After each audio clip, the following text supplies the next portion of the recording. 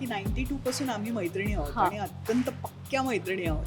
त्यामुळे वरुणला अधूनमधून म्हणावं लागायचं आम्हाला सेटवर की आपण आता थोडंसं शूटिंग करूया.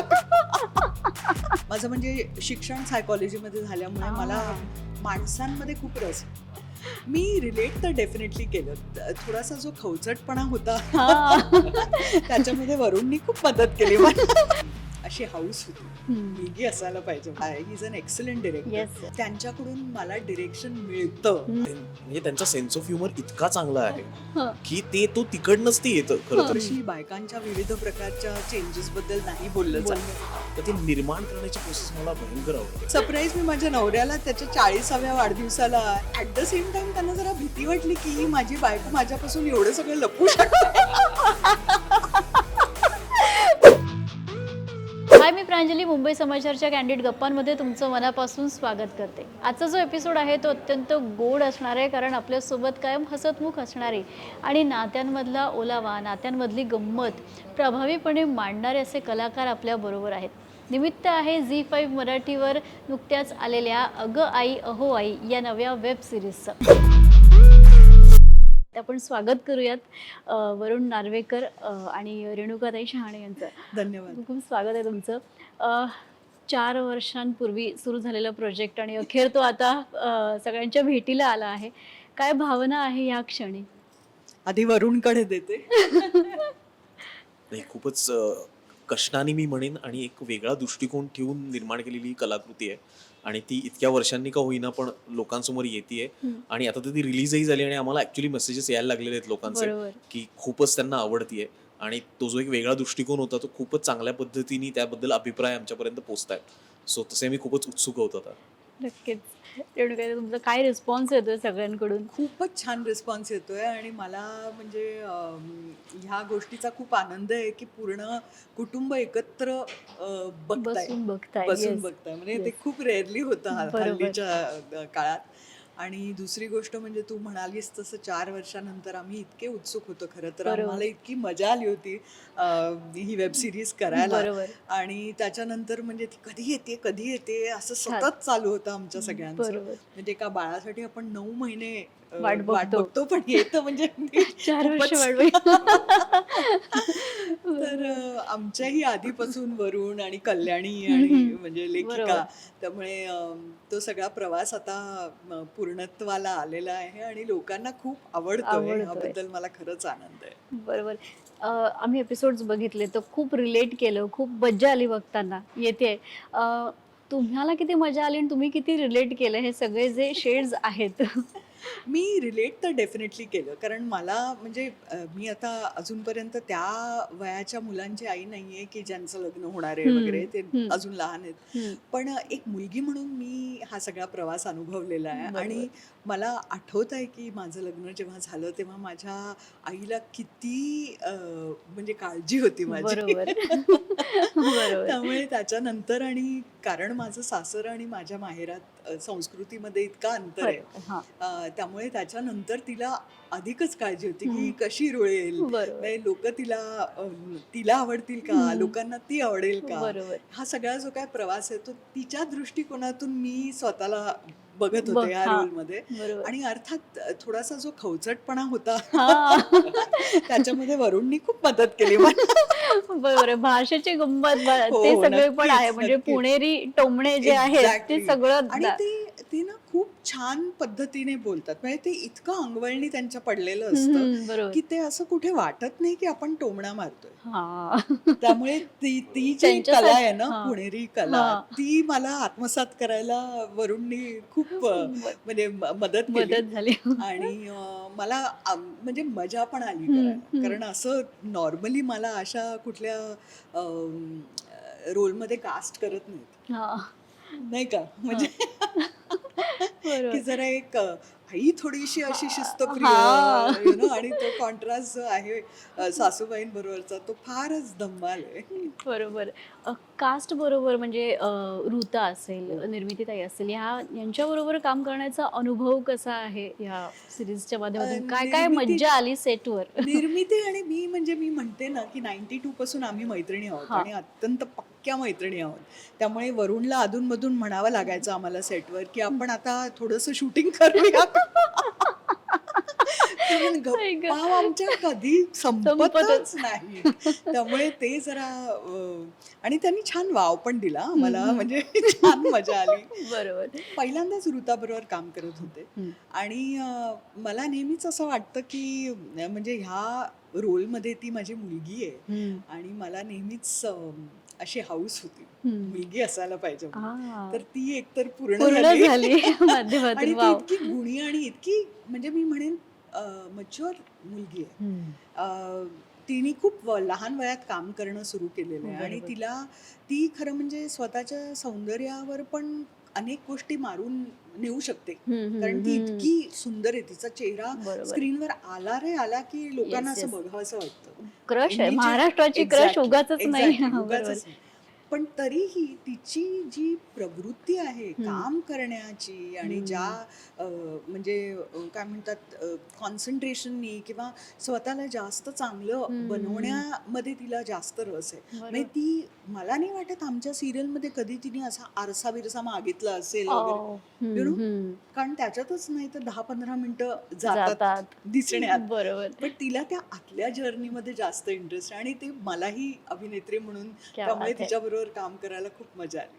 वाव. वरुण बद्दल तुम्ही एक दिग्दर्शक म्हणून त्यांच्या दिग्दर्शनाबद्दल तुम्ही काय सांगाल? कारण अनेक त्यांचे जे प्रोजेक्ट्स आहेत आतापर्यंतचे आवडणारे आहेत सगळे अगदी खूपच. प्रभावीपणे. मी जसं म्हणाले की हो. नात्यांमधला जो ओलावा आहे तो प्रत्येक प्रोजेक्टमध्ये प्रत्येक अगदी. सिनेमांमध्ये तो दिसतो. अगदी. ह्या प्रोजेक्ट बद्दल त्यांच्याबरोबर काम करतानाचा अनुभव तो कसा होता? त्यांच्याबरोबर वरुण बरोबर मला खूप अनेक वर्ष आता काम करायची इच्छा होती. अं, पण अर्थात दोघंही आम्ही म्हणजे एक सापडायला पाहिजे ना काहीतरी असं व्यवस्थित की जिथे म्हणजे मला पण त्या रोलमध्ये तो बघू शकेल बरोबर. आणि एकत्र काम करू शकू आम्ही. बरोबर. तर हे जेव्हा आलं माझ्या समोर तेव्हा मला एकतर वरुण बरोबर काम करायची इच्छा होतीच. मला तो दिग्दर्शक म्हणून खूप संवेदनशील वाटतो. तो बरोबर. ज्या पद्धतीने बायकांना डिरेक्ट करतो ते पण मला खूप आवडतं. त्याचा चॉईस विषयांचा जो असतो तोही बरोबर. मला खूप आवडतो. माझं म्हणजे शिक्षण सायकॉलॉजीमध्ये झाल्यामुळे मला माणसांमध्ये खूप रस आहे. त्यांच्या क्या बात. वेगवेगळ्या स्वभाव आणि कंगोरे जे असतात बरोबर. आणि इंटरपर्सनल नाती ह्या बरोबर. सगळ्या विषयांमध्ये मला खूप रस रस असतो. असतो. आणि एक्झॅक्टली तशाच वेगवेगळ्या गोष्टी त्यांनी सादर केलेल्या आहेत आणि बरोबर. खूप सुंदररित्या सादर करतो अर्थात. तो. He is an excellent director. Yes yes. त्यामुळे त्यांच्याबरोबर काम करताना मला एकतर ह्याचा आनंद आहे की इतका तो शुअर आहे, त्याच्या क्राफ्टवर त्याची इतकी चांगली पकड आहे पकड आहे. की तो त्यांच्याकडून मला डिरेक्शन मिळतं आणि ते मी काहीतरी वेगळं करू शकते. बरोबर. तर त्याचा आनंद डेफिनेटली मिळाला मला. नक्कीच. वरुणला मला विचारायला आवडेल की जेव्हा स्टोरी ऐकली तेव्हा हेच सगळे चेहरे डोळ्यासमोर आले, म्हणजे रेणुकाताई असतील, निर्मिती सावंत असतील, वेगळं त्यांचं पण टायमिंग आहे, कॉमिक सेन्स आहे, यांचं अगदी सहजपणे वावरणं आहे स्क्रीनवर, ऋता आहे, तिचा एक वेगळा फॅन बेस आहे, तर हे सगळं डोळ्यासमोर होतं, म्हणजे हे चेहरे होते आणि तुमचा अनुभव कसा होता यांच्याबरोबरचा? हो, मला रेणुकाताईंबद्दल स्पेशली सांगायला जसे पुणेरी टोमण्यांबद्दल आम्ही जे बोलत होतो तर ते मुळात म्हणजे त्यांचा सेन्स ऑफ ह्युमर इतका चांगला आहे की तो तिकडनंच ते येतं खरं तर. म्हणजे टोमणे हे सगळे ते इन वे तो सेन्स ऑफ ह्युमरचाच एक प्रकार आहे. बरोबर. सो त्या मुळातच त्यांचा सेन्स ऑफ ह्युमर इतकं चांगलं असल्यामुळे ते आपसूक त्यांच्याकडे येत गेलं असं मला खूप वाटतं. आणि कास्टिंग करताना पण म्हणजे ऋता खरं तर पहिल्यांदा ऋता डोळ्यासमोर होती आणि मग ऋताच्या आईच्या ह्याच्यामध्ये मग रेणुकाताईंना विचारूया असं झालं, कारण ते आई आणि मुलगी सेम वाटणं इन वे, त्या दोघींचे डोळे इतके जास्त त्या दोघांमध्ये साम्य आहे बरोबर. की ते असं वाटलं की हा ही खूप करेक्ट ही जोडी म्हणून खूप चांगल्या पद्धतीने वर्क होऊ शकते. बरोबर. आणि मग एक होतं की सासू जी आहे ती एक तर कोल्हापूरकडची आहे आणि ती मुळातच मायाळू आहे, तिचा स्वभावच तसा आहे, बरोबर. तर ती एक वॉर्मथ त्या व्यक्तीकडे बघून वाटावीच. सो अर्थात. त्या पद्धतीने ते मग लगेच असं वाटलं की आपण निर्मितीताईंना विचारू शकतो यासाठी, म्हणून अशा प्रकारे खरं तर ते सगळं जुळून आलं. आणि यांच्यासोबत काम करताना खरं तर त्या असं म्हणतात पण काहीच कष्ट खरं तर पडत नाहीत, कारण ते स्वतः इतक्या जास्त प्रिपेअर्ड असतात, इतका अनुभव आहे गाठीशी की त्यांना तुम्हाला सीन बद्दल वेगळं असं खरं तर काही सांगावं लागत नाही, तुम्हाला निवडावं लागतं फक्त. हे नाही हे नाही हे इतकंच ते असतं खरं तर. दिग्दर्शन एवढंच असतं ते. बाकी त्याच इतका ते खूप चांगल्या पद्धतीने करतात की तुम्ही ऑडियन्स होऊन जाता प्रत्येक बरोबर. वेळेला. बरोबर. So, yeah. अनेक महत्त्वाच्या विषयांना ह्या सिरीजमध्ये मी बघितलं की हात घातला, त्यातला एक पिरियड्स हा विषय आहे. त्याकडे तुम्ही कसं बघता? एक समजूतदार व्यक्ती घरामध्ये असणं किती महत्त्वाचं आहे अशा वेळी? वी गो थ्रू म्हणजे वेगवेगळ्या स्टेजेसमधून आपण जात असतो आयुष्याच्या वेगवेगळ्या टप्प्यांवर. त्याकडे तुम्ही कसं बघता? आणि तो जो एक टॅबू आहे किंवा रीती रिवाज आपले ते पाळणं त्या काळामध्ये, ह्याकडे तुम्ही कसं बघता? मला असं वाटतं की एकतर आपल्याकडे अजूनही मोकळेपणानं सगळ्या ह्या गोष्टींबद्दल, एस्पेशली बायकांच्या विविध प्रकारच्या चेंजेसबद्दल नाही बोललं जात. बोललं जातं. आणि ती एक म्हणजे मला असं वाटतं की एक पूर्ण कुटुंबात तर नाहीच नाही. अ, हल्लीच्या मुलांमध्ये नवरा बायकोमध्ये डेफिनेटली एक प्रकारचं कॅज्युअलनेस असतो. हां. त्यामुळे नवऱ्याला सॅनिटरी पॅड आणायला सांगणं वगैरे हे Common आहे. अगदी कॉमन आहे. येस. पण आणि स्वतःच्या आईबरोबर पण डिस्कस करू शकतो हो. आपण.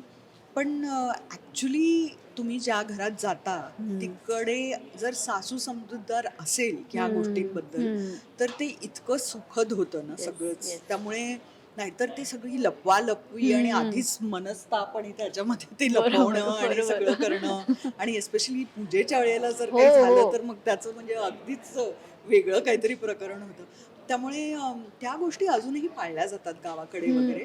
त्यामुळे जी मागची पिढी आहे त्यांना ते इतकं कॅज्युअलनेस नसतं त्याच्या नसतं, बाबतीत. पण बरोबर. मला असं वाटतं की निदान बायकांनी बायकांना समजून घेऊन त्याबद्दल अर्थात, काहीतरी yes, यु नो बोलायला पाहिजे किंवा शेअर करायला पाहिजे करायला की बाबा हवं. मला त्रास होतोय बरोबर. त्यामुळे आता काय करू मी, बरोबर. हे निदान एवढं बोलण्या इतपत. त्यामुळे ते जे दाखवलंय ना की सासू किती समजूतदार आहे आणि समजूतदार मग आहे. तिला लगेच कळतं आणि ती विणीला विचारते की काय तुम्ही एक्झॅक्टली हा. करताय ना?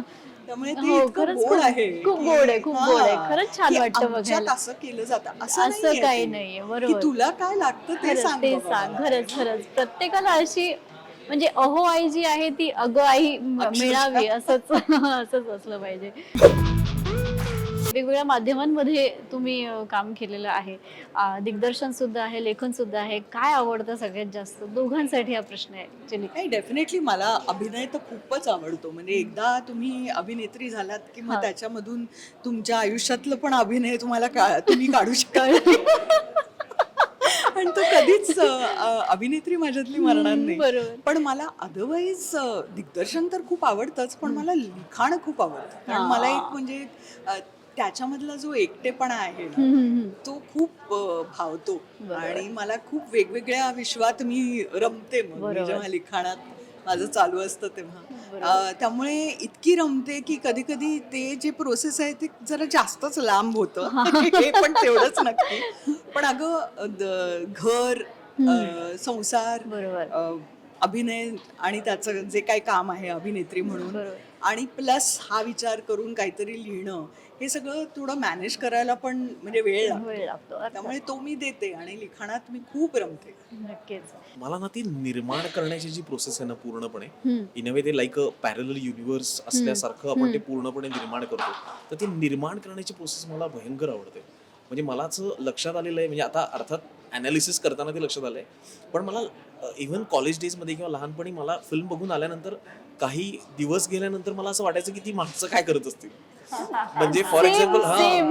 म्हणजे आता दिलचाहत आहे नंतर मला काही वर्ष ते वाटायचं की आता हे मोठे झाले असतील, हा. आताचे त्यांचे कॉम्प्लेक्सेस काय असतील बरोबर, वगैरे. बरोबर. आणि ते मला अजूनही माझ्या प्रत्येक सिरीजच्या बाबतीत वाटतं की बरोबर. आता त्या कॅरेक्टरचं काय झालं असेल, कारण ते बरोबर. इतकं आपण निर्माण केलेलं असतं, बरोबर, इतकं ते बरोबर. जवळचे वाटत असतात. बरोबर. सो त्यामुळे ते निर्माण करण्याचा जो आनंद आहे तो मला सगळ्यात जास्त आवडतो. खूप छान. म्हणजे नाटक असो किंवा आपला वेब सिरीजचा हा. किंवा चित्रपटांचा जो सेट आहे तो शेवटच्या दिवशी जेव्हा उतरत असतो ना तेव्हा हा. खूप वाईट वाटतं. असं बरोबर. खरंच वाटतं की आपण घर बदलतोय किंवा बरोबर. आपलं घर काहीतरी आता नाही असणार. आता हे ती घर. सगळी मंडळी सोबत Exactly. नसणार आहे. ती आणि ती तसं म्हटलं तर भेटी गाठी एवढ्या होत नाहीत. आपण इतके क्लोज असतो जेव्हा काम करतो तेव्हा आणि खरंच परत परत काम करायची इच्छा असते जर युनिट चांगलं हा, असेल हा.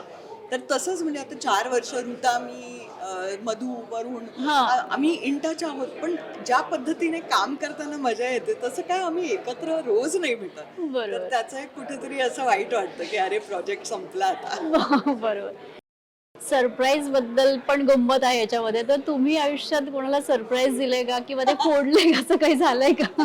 सरप्राईज मी माझ्या नवऱ्याला त्याच्या 40व्या वाढदिवसाला एक आवडती त्याची म्हणजे त्यावेळेला लाल पजेरो होते ओके. ती मी आणि मला गाडीमधलं काही कळत नाही तर मी आणि माझे वाहन चालक दोघांनी जाऊन ती बुक केली, ट्रायलला नेली आणि त्यांच्या नेमकं वाढदिवसाला खाली मी गेले, म्हटलं जरा काम आहे. ते म्हणाले आज काय काम करायला घेतलंस तू, माझा वाढदिवस आहे. म्हटलं थांबाव. गेले खाली, चावी घेतली आणि वर आले आणि म्हटलं की जरा खाली या, काहीतरी एक सरप्राईज आहे. आणि ते त्यांनी जेव्हा पाहिलं तेव्हा ते म्हणजे खूपच हुरळून गेले होते. क्या बात पण ऍट द सेम टाइम त्यांना जरा भीती वाटली की ही माझी बायको माझ्यापासून एवढं सगळं लपवू शकते. बापरे. खरंच छान, खरंच छान. येस. माझा वाढदिवस होता आणि त्याच दिवशी मी शूटिंग करत होतो आणि माझे कित्येक वाढदिवस असे झाले की मी सेटवरतीच असतो आणि मला सकाळी असं 6:30 6:15 बाहेर पडायचं होतं आणि मी विजया माझी जी बायको आहे तर तिला मी म्हटलं होतं की शक्य नाहीये भेटणं, इतक्या लवकर कुठे येत बसतेस, कारण हो. अंतरही होतं आमच्या दोघांच्या घरामध्ये. आणि मी सकाळी 6ला दार उघडलं तेव्हा ती होती विथ गिफ्ट आणि फ्लावर्स आणि असं किती सगळं. छान. तर ते माझ्यासाठी असं खूप भरून गेलो तुम्ही त्यावेळेला. बरोबर. थँक्यू सो मच आणि wish you all the very best या सिरीजसाठी आणि पुढच्या सगळ्या प्रोजेक्टसाठी सुद्धा. आपण अपेक्षा करूयात की प्रत्येकाला अहो आई मध्ये त्याची अगं आई मिळावी. Thank you so much.